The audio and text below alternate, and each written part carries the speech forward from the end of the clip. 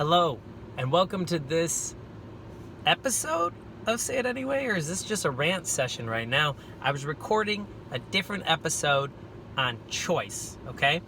And while it was happening, a little notification popped up in my phone, and it said the results were in from these different conferences I applied to perform or showcase at.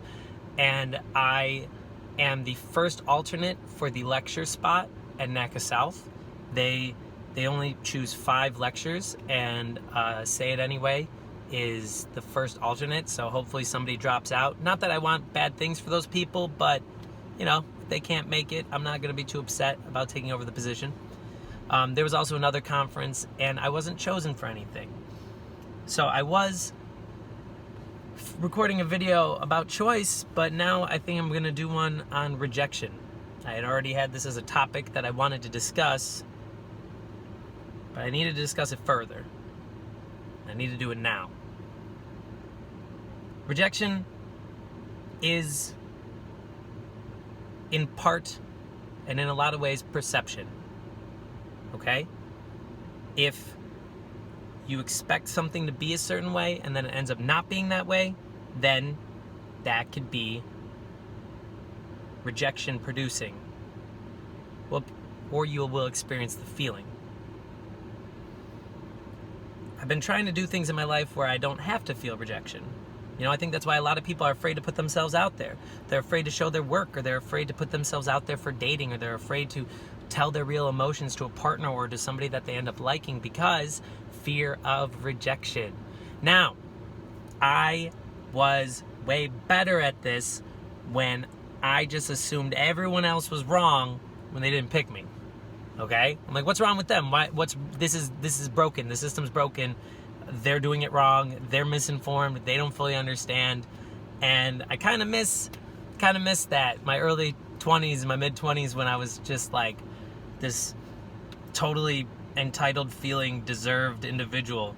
But as I've grown older, I realized that, you know, some things are random. Some of the things that we get or have in our lives, we didn't exactly earn. Or there were so many factors that led to it.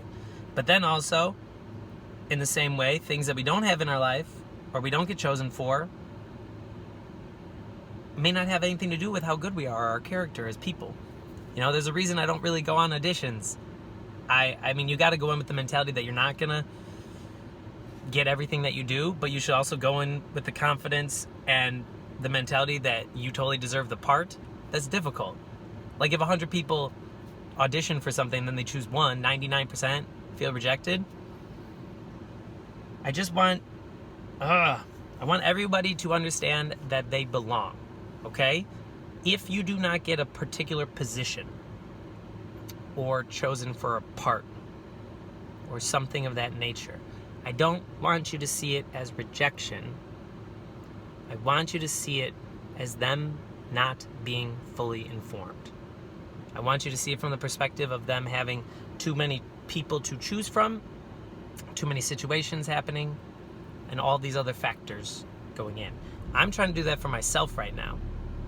I'm trying to remember, because I think that I'm a great choice, but when they're choosing who's going to showcase or perform, they have to take a lot of factors in, and they're only presented with a short video and a little bit of a bio. So, you know, maybe I don't look famous enough, or the other thing had better production value. I don't know.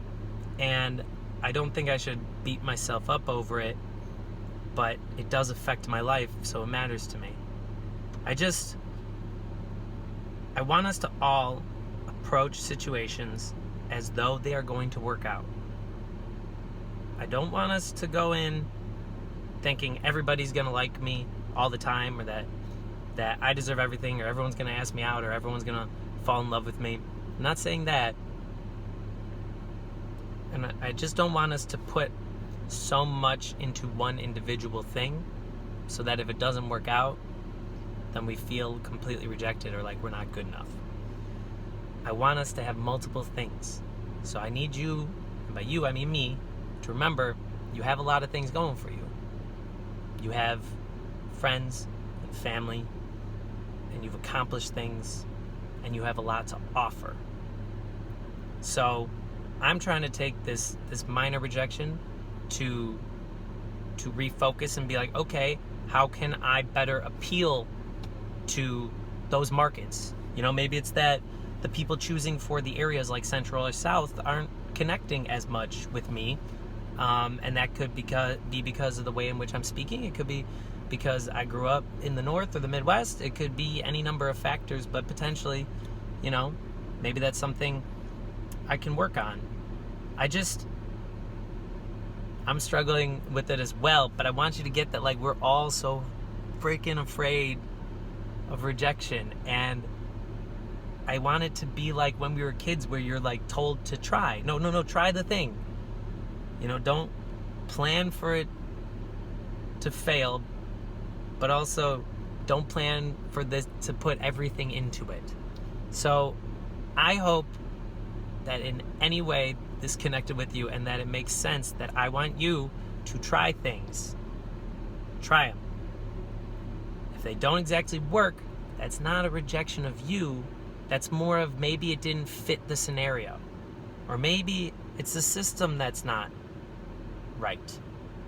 I just don't want us to internalize it as much as I do and as much as a lot of us do. So, reject rejection, and if in any way you can spread acceptance to other people, please do that, because you never know who needs a hug or who's feeling like they don't belong or fit in. Oh man, well, this has been a heavy say it anyway for me, probably not for you, but yes, I appreciate you, and the one on choice will be coming up next.